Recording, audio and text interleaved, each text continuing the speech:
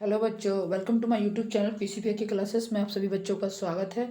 आज हम लोग बिहार बोर्ड कक्षा 9th का अध्याय 1 का ही प्रश्नावली 1.2 सॉल्व करेंगे। और इससे पहले का भी एक वीडियो 1.1 मैंने बना रखा है, जो उसका लिंक मैं वीडियो के डिस्क्रिप्शन में दे दूंगा। आप सभी जाके वहां से देखिए। सभी विद्यार्थी से अनुरोध है, जिस बच्चे ने 1.1 नहीं देखा वो पहले 1.2 से 1.1 देखे, तभी कॉन्सेप्ट क्लियर होगा। उसमें 1.1 के वीडियो मैंने बहुत सारे कॉन्सेप्ट को क्लियर किया, बहुत सारे कॉन्सेप्ट को।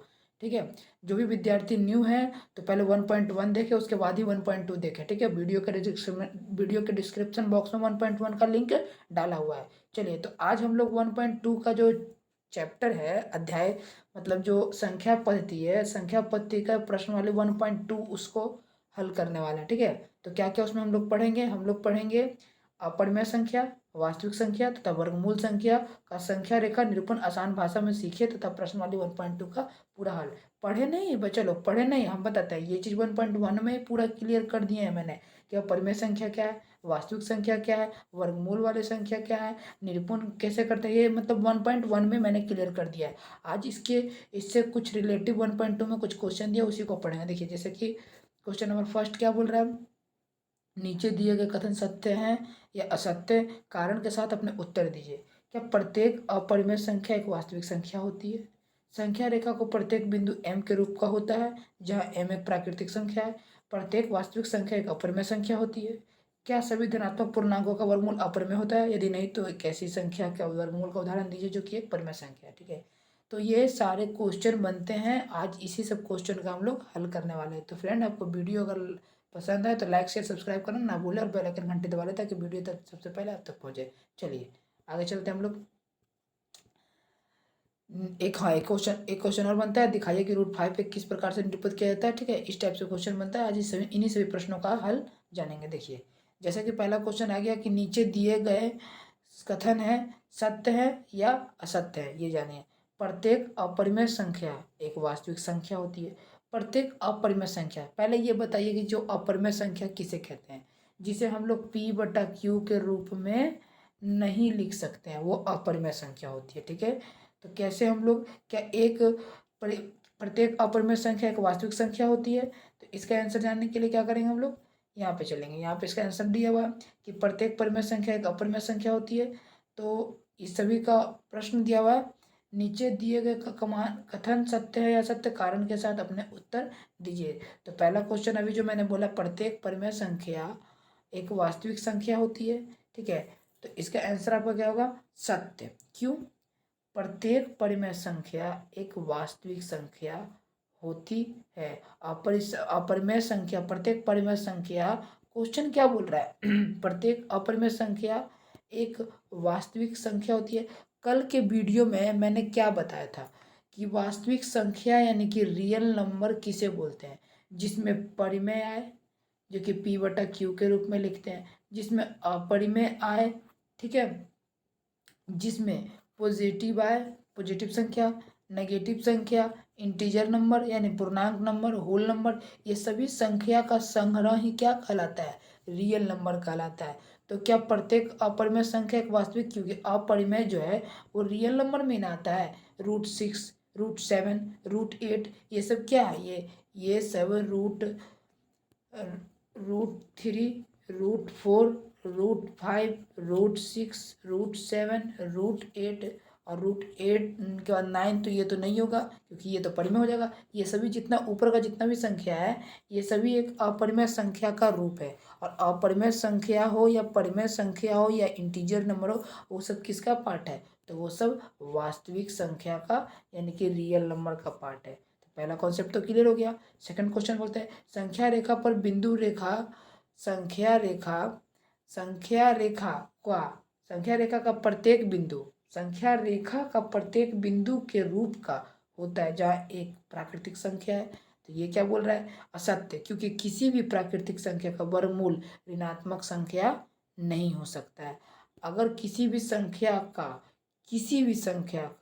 प्राकृतिक संख्या यानी कि 1, 2, 3, 4, 5, 6, 7, 8, 9, जितना प्राकृतिक संख्या है, इसका अगर हम लोग वर्गमूल निकालने बैठे तो 9 का वर्गमूल निकालेंगे तो वो क्या ऋणात्मक होगा? नहीं होगा, उसको तो 3 निकल के आ जाएगा वर्गमूल। तो क्या 3 पॉजिटिव में है कि नेगेटिव में? ज़ाहिर सी बात है पॉजिटिव में, तो ये ऋणात्मक नहीं होगा, इसलिए ये असत्य है। ठीक है, थर्ड क्वेश्चन चलते हैं। थर्ड क्वेश्चन क्या?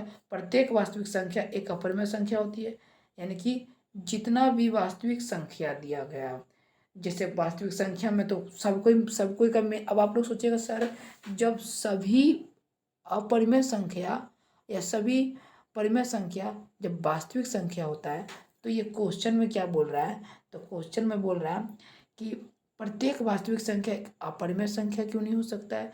असत्य कैसे दे दिया? तो प्रत्येक वास्तविक संख्या मतलब कि वो सभी का संग्रह क्या 0 अपरिमेय है? क्या माइनस क्या रूट 9 क्या है? रूट 9 तो ये परिमेय है क्या? परिमेय है, परिमेय है। तो क्या परिमेय ये वास्तविक संख्या में आएगा कि नहीं आएगा? रूट 9 आएगा। तो क्या ये फिर अपरिमेय है? नहीं ना, तो इसीलिए तो इसका आंसर दिया गया असत्य।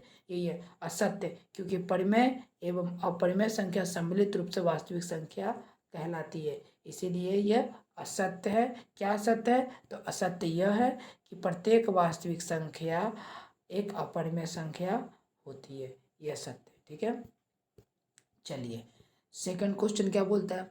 क्या सभी धनात्मक पूर्णांकों के वर्गमूल अपरिमेय होते हैं?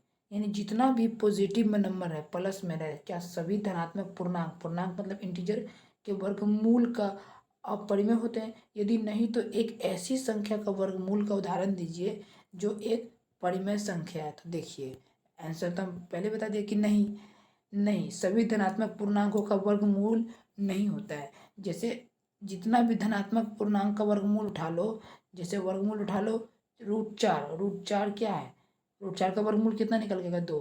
तो 2 एक परिमेय संख्या है। क्यों? क्योंकि 2 को हम 2/1 के रूप में लिख सकते हैं। अब बोलिएगा रूट 9 बराबर 3 आएगा, तो ये भी नहीं होगा। क्यों? क्योंकि रूट 3 को हम 3/1 के रूप में लिख सकते हैं। आई रिपीट अगेन, मैं ये कर क्या रहा हूँ? ये क्वेश्चन पहले क्या बोला, पहले फिर से समझिए।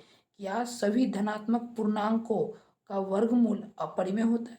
मतलब जितना भी पूर्णांक है वो भी पॉजिटिव में, क्या उसका वर्गमूल अपरिमेय होगा? कभी नहीं। यदि अगर नहीं तो एक ऐसी संख्या को चूज करके बताइए। तो चूज कर तो रहे भैया, चूज कर तो रहे हैं, क्या कर रहे हैं? जैसे मान के चलिए कोई रूट 16 का वर्गमूल क्या होगा? 4 हमारा क्या है? परिमेय। क्या परिमेय? अब 4 को हम 4/1 के रूप में लिख सकते हैं, यानी कि जिसे P/Q के रूप में लिख सकते हैं। Q = नॉट 0 होता है, तो कहाँ हमारा एक 0 है? तो हो गया, सिंपल सा क्वेश्चन सॉल्व हो गया। थर्ड नंबर, दिखाइए कि रेखा पर रूट 5 किस प्रकार का निरूपित किया जा सकता है। देखिए अगर आप लोग बोलेंगे तो स्पेशल से मैं हाथ पे बना के इस वीडियो को समझा सकता हूँ। ठीक है, वैसे मेरे को उम्मीद है कि आई होप यू कि आप इस पे भी समझ सकते हैं, समझ ही जाएंगे बल्कि। जिससे क्वेश्चन क्या बोला है? क्वेश्चन बोला है कि प्रूफ देन नहीं, सो देन, दिखाइए कि रूट 5 किस प्रकार निरूपित किया जा सकता है। आप लोग पढ़े होंगे पाइथागोरस पर में, हम जानते हैं कि रूट 5 जो है वो पाइथागोरस यहाँ पर मैं लगाया, यानी कि रूट 5 को क्या किया गया है? बराबर रूट 4 + 1। अब वो जो रूट में है तो इसका रूट का 4 का रूट कितना निकलता है? 2 निकलता है, यानी 2 का स्क्वायर, और +1 का तो 1 का स्क्वायर। तो 2 दूनी 4 है, 1 4 1 5, तो ये तो रूट 5 तो आपको आ गया। रूट 5 तो आपका यहाँ पे क्लियर हो गया, आ गया। चलिए यहाँ पे दिख रहा है एक समकोण त्रिभुज OAD इस प्रकार बनाते हैं कि OAD AB बराबर इकाई। देखिए इसको बच्चा लोग हल करना पड़ेगा। जब भी बोल रहा है तो आप लोग को एक स्केल लेना पड़ेगा जो कि 5 सेंटीमीटर तक दूरी खींचना पड़ेगा इस प्रकार से।